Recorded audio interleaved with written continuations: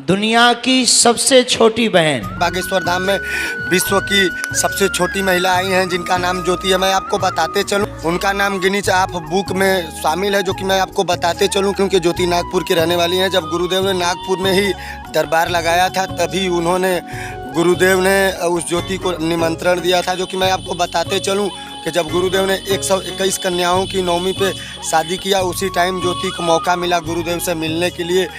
और वहाँ पे काफ़ी ज्योति ने गुरुदेव को बोला कि गुरुदेव आपकी स्माइल ज़्यादा क्यूट लगती है, आपकी स्माइल बहुत ही अच्छी है। आपकी जो स्माइल है ना वो बहुत ही क्यूट है। और ज्योति ने वहाँ पे बारी बारी से उन कन्याओं और उन जोड़ों से मिला और उनसे हाल चाल भी किया। मैं आपको बताते चलूँ तो वहाँ पे जो भी संत आए हुए थे, वहाँ पे उस संतों से मिलकर ज्योति ने उनके सब लोगों का आशीर्वाद लिया। दोस्तों मैं आपको बताते चलूं कि जो विश्व की छोटी महिला है आज गुरुदेव का दर्शन पाके धन्य हो। गुरुदेव ने उस छोटी सी ज्योति को अपना बहन मानकर काफ़ी ज़्यादा उससे बात किया। आई होप कि ये वीडियो हमारी अच्छी लगी। वीडियो को लाइक शेयर और चैनल को सब्सक्राइब जरूर कीजिएगा। जय हो बागेश्वर धाम की, जय हो बागेश्वर सरकार की।